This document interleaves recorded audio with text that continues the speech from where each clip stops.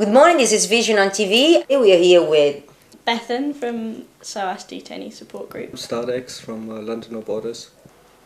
We're going to talk today about Yarl, an immigration detention centre where women have been on hunger strike since the 5th of February, so today 6 weeks. I visit the centre every week and I've been visiting for a year and a half. They try and make the facilities as nice as they can, and they've changed the uniform so the guards look friendly supposedly, but on a superficial level it looks nicer, like, you know, there's lots of colourful posters on the wall, things like this. But the difference from a prison is that these people are not criminals and they don't know how long they're there for. A lot of the time they don't really understand why they're there, and obviously there are children in detention centres as well. They detain families in a separate wing. I think at any one time they can have about 40 families.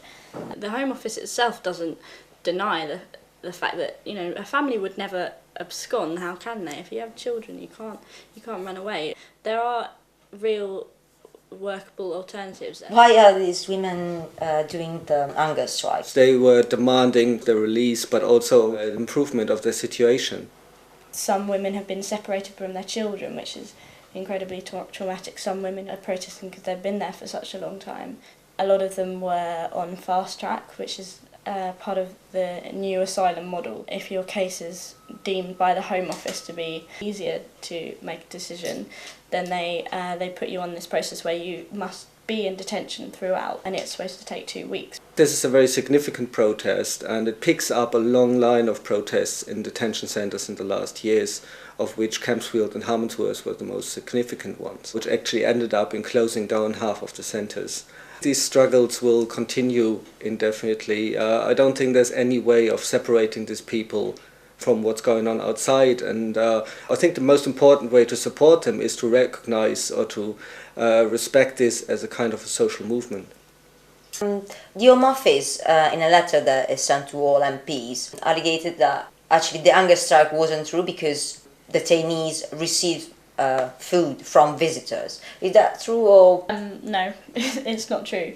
Visitors are banned from taking any food into the centre. Inside the visitor centre where you can buy chocolate, that's all. Detainees are given 70p a day to buy everything that they need: phone credit, toiletries. The Home Office always tried to play down any kind of protest within detention, because they know how hard it is for the detainees to get any message to outside.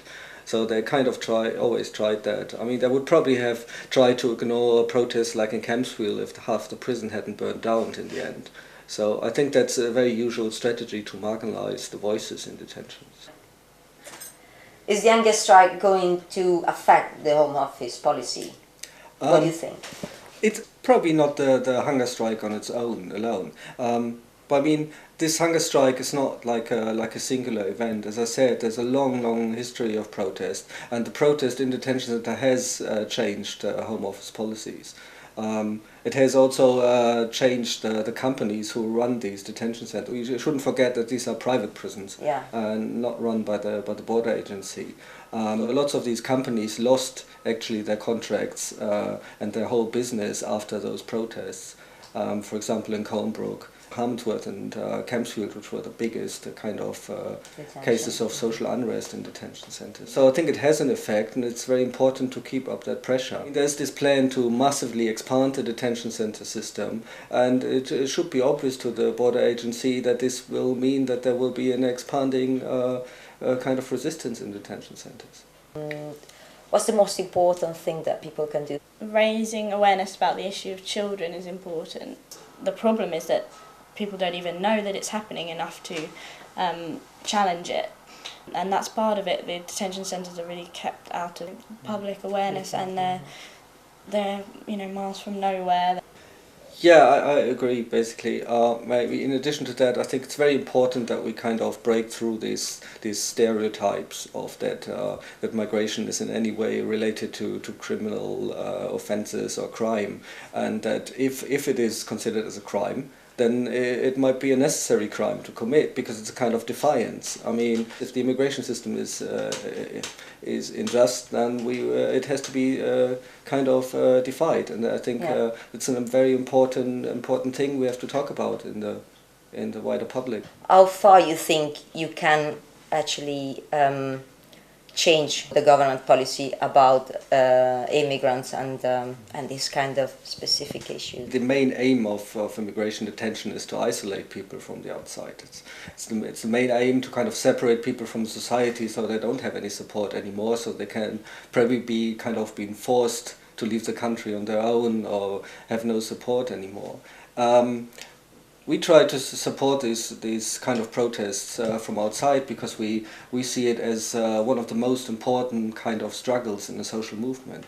There's a long history in the UK in the last 10-15 years of protest within detention centres, which we actually consider of partly more important than anything else which happened on the streets. Because the grade of organising and the grade of even of militancy in this protest is actually much higher than what's happening sometimes outside. And to kind of go along with this and say there is solidarity outside, I think that's very important for the people who do it, and it's encouraging. Thank you to Bethan and Startex. If you want more information about Yarlswood, you can go just on visionontv/no one is illegal. Just check our channels and you will find everything and more interesting stuff. Thank you.